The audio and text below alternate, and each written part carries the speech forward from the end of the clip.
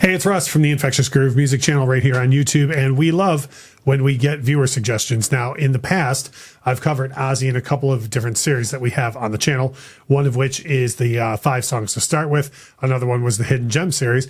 And then somebody left a comment and said, hey, that's all fine and good, but you should do a ranking video of your favorite Ozzy album covers. And usually on the channel, when we do these 5 songs for whatever reason, they're not ranked usually. But for this one, they specifically said, hey, I'd like to know your 5 favorite Ozzy album covers. So these are going to be ranked from 5 to number 1 for me. I'm going to kick things off with a live album, and I sure hope everybody considers live albums to count because 2 of my 5 are live albums. But coming in at number 5 for me is the cover to Ozzy Osbourne, Randy Rhoads tribute. I love it. That picture of Ozzy holding Randy up in the air, just the both of them so full of joy. Randy doing what he did, which was being the best in the world of the guitar at the time, and Ozzy just being reborn after hitting such low points before leaving Black Sabbath. I just absolutely love that album cover, so that comes in at number 5 for me. The next one is probably one of the more simple Ozzy Osbourne covers, and to be honest, I don't think it fits the sound of the record all that much, but I just love it, and that's the cover for No More Tears.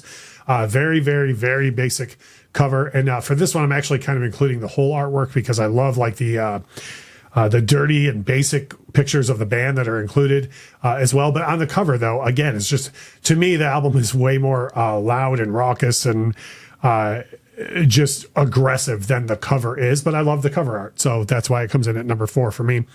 The one at number 3 is the other live album on my list, and Ozzy's got quite a few live albums and quite a few different styles of artwork for them. But for me, it's not just a live album, but a very specific version. The Live and Loud album, which I don't mind the reissues that there have been of it, which is basically a picture of a speaker with Ozzy superimposed over the front of it. But the original version of the packaging that had the steel speaker grate on the outside of it, killer package. Like, and again, I don't really mind it without the speaker grate, but when it was first released, when it came out where you could get it in a box with the speaker grate on it, whether it was on cassette or CD, that's my preferred way. But even the picture itself without the speaker grate, I think is awesome. In at number 2 for me is probably the one I would guess is most people's number 1. My picks at number 2 and number 1 are albums that scared the living crap out of me when I was a kid, just by looking at the covers. But for whatever reason, I didn't like this one quite as much as the other. The Ultimate Sin, which off the top of my head, I'm thinking that might be the only hand-drawn Ozzy album cover, I think. But it's absolutely, definitely a hand-drawn picture. And now this one is the opposite of No More Tears. To me, this album sounds exactly like the cover of the album looks, with Ozzy being such a crazy and creepy beast on the cover, and the being that's on the cover with him. But absolutely, Ultimate Sin in at number 2. For me, this one might rank lower for other people, but my favorite Ozzy album cover of all time is Diary of a Madman. It comes with a lot of personal things with that because my cousin first showed the record to me, like, I don't know, 6 months or so after it came out.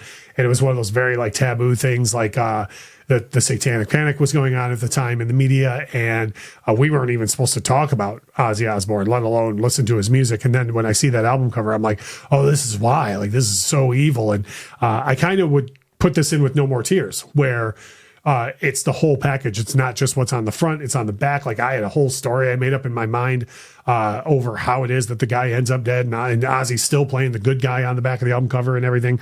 Because you do that when you're 7 or 8. And that's, to me, is like the imagination that I got to use just by looking at that album cover is the reason why it ranks in at number 1 for me. So to our viewer who asked us to do this video, I was more than happy to kick that out there for you. I mean, we love Ozzy on the channel. If you have anything that you'd like us to do, whether it's album covers or another artist or another series or whatever, by all means, drop a comment for us and let us know.